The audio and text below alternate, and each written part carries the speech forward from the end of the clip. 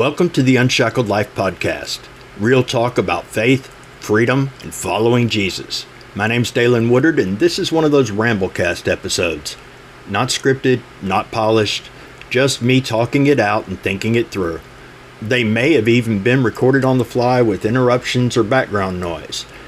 If you're up for an honest, sometimes messy, but hopefully meaningful musing, you're in the right place. Let's go. This definitely won't be long because I'm taking a break today. And I was thinking about rest and weariness and being overwhelmed.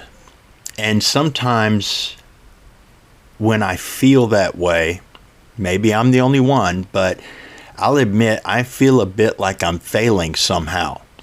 Like it's something inadequate or defective about me that I can't handle what's on my plate without just being overwhelmed. And it hit me a few minutes ago, not new information, but just came back to mind that, Jesus got weary. Jesus felt overwhelmed. And he didn't slip into self-pity. We have no indication of that. But what he did do was he made time to get away from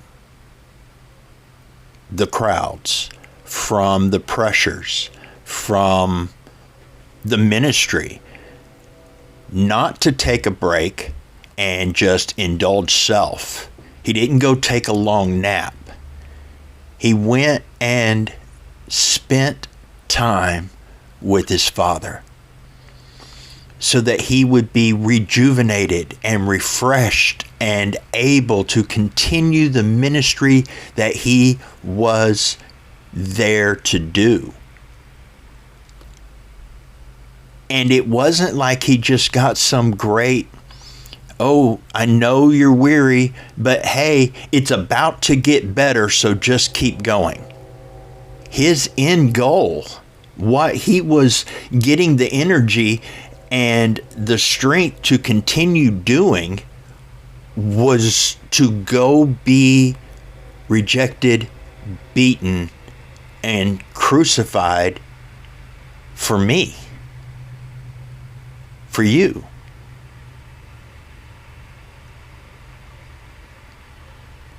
For what we deserved. And yet, even though that end goal was death that had to come before the victory of resurrection, and that agonizing death at that, it was for the joy that was set before him that he was able to do that, to endure the cross, to face going to the cross. Well, I've often said that joy was in fulfilling that goal of returning us to relationship with the Father, to restoring us. But now I'm also thinking there's another aspect to that there was a joy that he got even back in all those times where he got alone with the Father.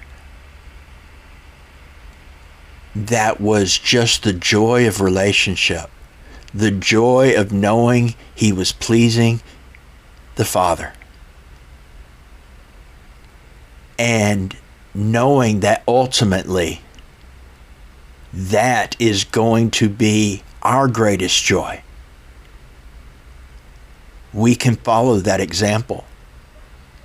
We can have joy now in the presence of God and know that ultimately that joy will be full in a way that we will never experience here. So regardless of whether this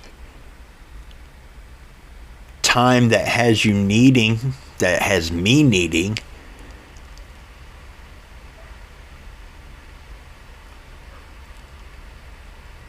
rejuvenation, if you start feeling overwhelmed, there's a refuge. There's a place we can go. And it's to go to Him and realize that fullness of joy is not in anything less than that connection, that conscious contact with the sovereign God who created us and loves us and is promised to be our rest and our refuge. And I, for one, have found it to be true that I can get more rest and feel more able to go about my day and continue the walk from 30 minutes with God, quite often better than 4 hours of sleep. I definitely don't want to knock sleep. I could use more of it. But if Jesus got overwhelmed, if Jesus needed to get away for a minute to spend time with the Father, to have that joy set before Him, and I really do believe that that was something that was more than just at the garden. He knew where He was going all along. So if ministry got hard at any point in time during those 3 years, it wasn't like He had any hope of it getting a whole lot better. It was just going to get worse, and He knew that. And yet He had joy. We don't have to see some massive breakthrough on the horizon to have joy or to find rest. Because the rest is not found in knowing that the end is near. The rest is found in knowing that God is near. Thanks for spending some time with me today. If this Ramblecast sparked a thought, stirred something in you, or gave you something to wrestle with, I'd love to hear about it. You can reach out anytime. Dalyn Woodard at minister.com. That's DALYNWOODARD. And if you're finding these episodes helpful, feel free to share it with someone or leave a comment or a review. Until next time, be blessed, and remember, when you fix your thoughts on God and build your thinking on the foundation of His truth, God fixes your thoughts.